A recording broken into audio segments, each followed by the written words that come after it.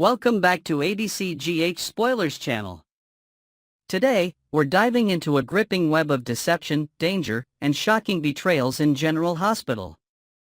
Jack Brennan is scrambling to do damage control, but will he succeed in covering his tracks? Jocelyn Jacks has put herself in grave danger, and with Cyrus Renault lurking in the shadows, the stakes have never been higher. Carly Spencer, oblivious to the extent of Brennan's manipulations, may soon find out that the man she trusts is playing a much darker game than she imagined.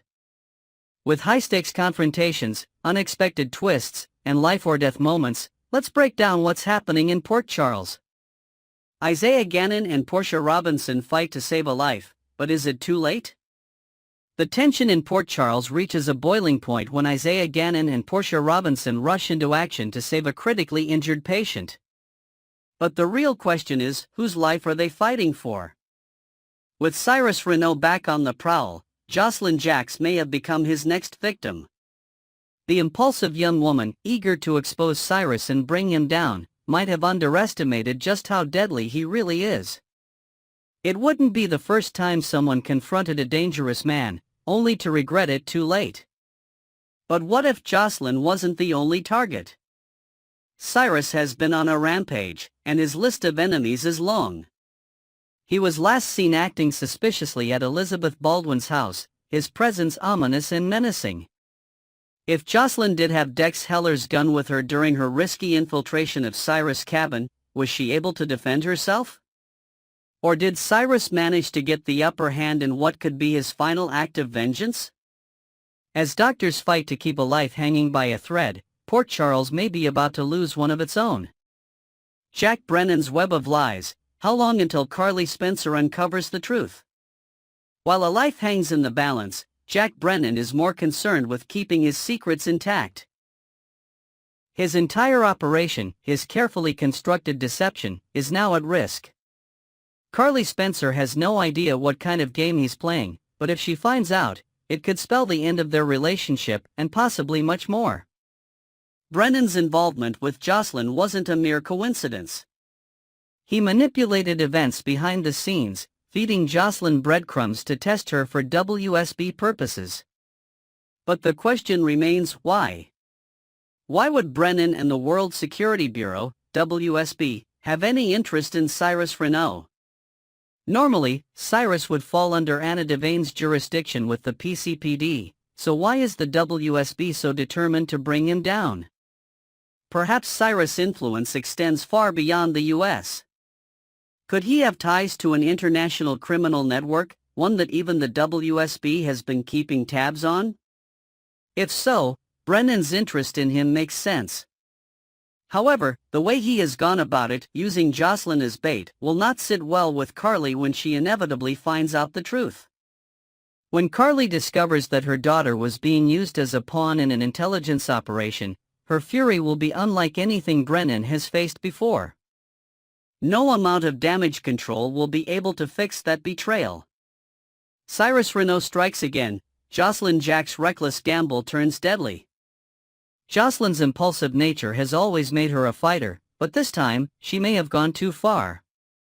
Thanks to Colette Moreau, she uncovered the location of Cyrus Renault's hideout, but she didn't stop there.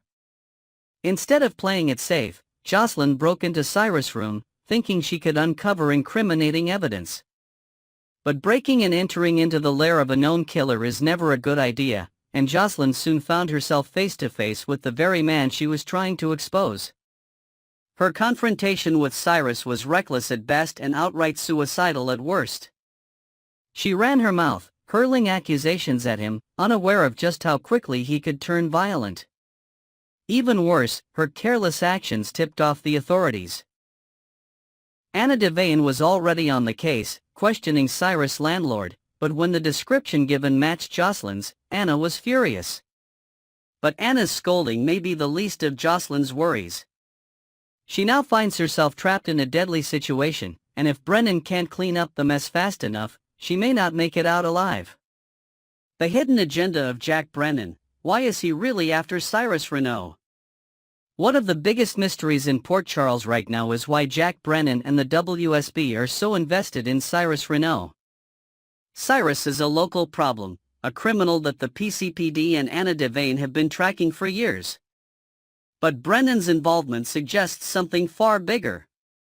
Does the WSB know something that the people of Port Charles don't? If Cyrus is more than just a domestic threat, if his mercy killings and criminal empire have international implications, then the WSB's interest makes sense. But that still doesn't justify Brennan's manipulative tactics. He has gone above and beyond his official duties, pulling strings behind the scenes to ensure that key players fall into place. He even arranged for Lucky Spencer to return to Port Charles and helped get Michael Corinthos into the burn clinic, all while ensuring that Carly stayed completely in the dark about his true motives. Is Brennan a hero, a villain, or something in between? And more importantly, will Carly ever forgive him when she learns the full extent of his deception? A love built on lies, Brennan's romance with Carly Spencer is a time bomb. Amidst all of this, Brennan has been romancing Carly, convincing her that she can trust him completely. Despite Jason Morgan's explicit warnings, Carly has let her guard down, believing that Brennan is on her side. But what happens when she learns that he's been manipulating her from the start? He has played on her emotions, her grief, and her thirst for revenge, making her believe that they're working toward the same goal. But in reality, Brennan has been using her all along. Every move he has made, every favor, every comforting word has been a calculated effort to keep her distracted while he plays his own game.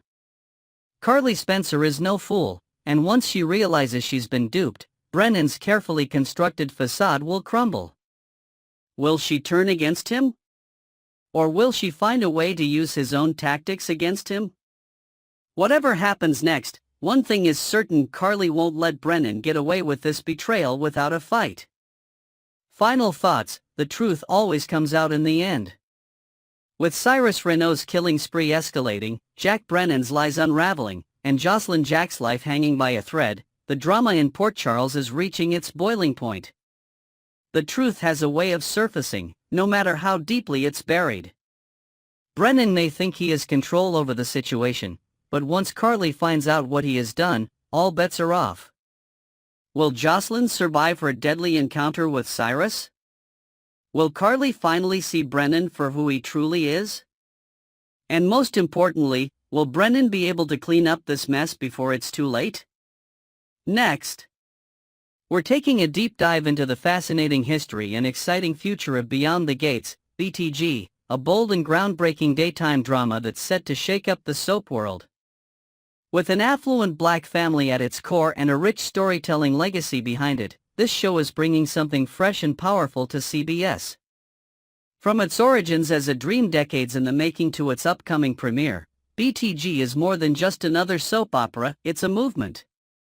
Let's explore how this show came to be, the vision behind it, and why it's already making waves in the entertainment industry. A vision 20 years in the making, how Beyond the Gates came to life long before Beyond the Gates was officially greenlit. Its creator, Michelle Val Jean, had already envisioned it as a nighttime soap about a powerful black family. She saw it as a mix of dynasty and generations. A series that would explore wealth, ambition, and family legacy while ensuring strong representation in the soap world. But getting the show off the ground wasn't easy. The television landscape wasn't as open to fresh voices back then, and despite her brilliant ideas, Val Jean had to wait for the right moment.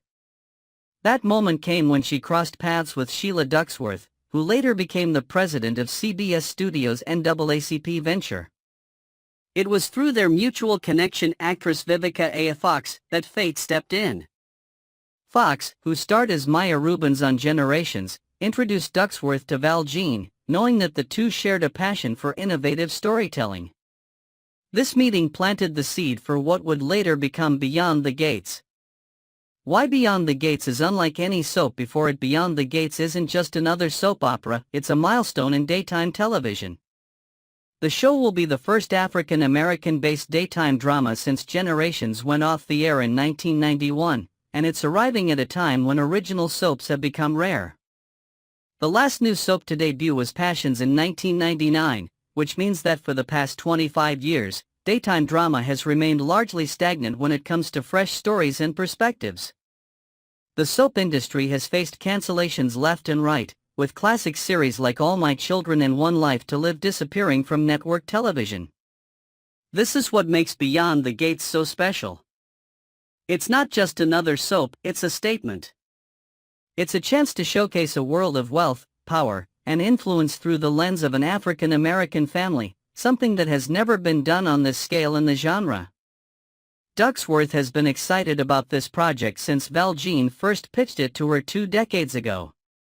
She knew that the industry needed something new, something bold, and now, after years of persistence, the timing is finally right.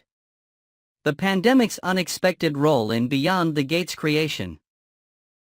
Sometimes, the most unexpected circumstances lead to the most incredible opportunities. During the COVID-19 pandemic, when soap operas and television productions came to a screeching halt, Michelle Val Jean saw an opportunity. While most shows were struggling to stay afloat, she reasoned, why not create something new? At the time, networks weren't eager to take risks. Many daytime dramas were barely surviving, and the idea of launching a brand new soap seemed nearly impossible. But Val Jean and Ducksworth refused to let the dream die. They saw BTG not just as a show, but as a passion project that could bring something fresh to the genre. And thanks to Ducksworth's leadership at CBS Studios' NAACP venture, the show was finally given the green light. The timing couldn't have been better. Now, in 2024, the industry is ready for a show like Beyond the Gates, and fans are more excited than ever to see what it has in store. The Generations Connection, a legacy revived. For longtime soap fans, the launch of Beyond the Gates brings back memories of another pioneering show, NBC's Generations, the first daytime drama with a predominantly African American cast. Running from March 1989 to January 1991, Generations was revolutionary in its time, yet it struggled against stiff competition. Airing opposite the final half hour of The Young and the Restless, one of the biggest soaps of all time, meant that the show never got the full recognition it deserved. Val Jean was part of the writing team on Generations, and Ducksworth was a devoted fan. She recalled watching it in college, feeling a deep connection to its characters and seeing herself represented in their stories. Now, decades later, she's helping bring a new version of that legacy to life. In an interview, Val Jean reflected on how heartbreaking it was when Generations was cancelled. To me, it felt like a death because I was so happy there, she admitted. But now, she has the power to create something even bigger. Something that will cement its place in soap opera history. A primetime slot and a bright future. Unlike Generations, which struggled with its scheduling, Beyond the Gates is being given a coveted time slot on CBS. The show will air from 2 p.m. to 3 p.m., placing it directly after The Young and the Restless and the Bold and the Beautiful. This is the exact slot that once belonged to As the World Turns, meaning it's positioned for maximum visibility. For a brand new soap, this is a huge advantage. With loyal soap viewers already tuning in for YNR and BNB, the transition to Beyond the Gates will feel seamless. And with Ducksworth and Val Jean at the helm, the show has the perfect leadership team to ensure its success. Looking ahead, what to expect from Beyond the Gates? With its February 24th premiere date fast approaching, excitement is building for what Beyond the Gates will bring to the table. Viewers can expect a high-stakes, drama-filled storyline featuring a powerful and influential black family navigating the worlds of business, wealth, and betrayal.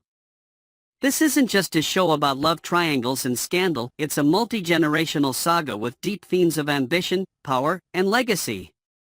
The characters in BTG will be unlike anything seen in daytime television before. They won't just be secondary players in someone else's story, they will be the driving force of the narrative.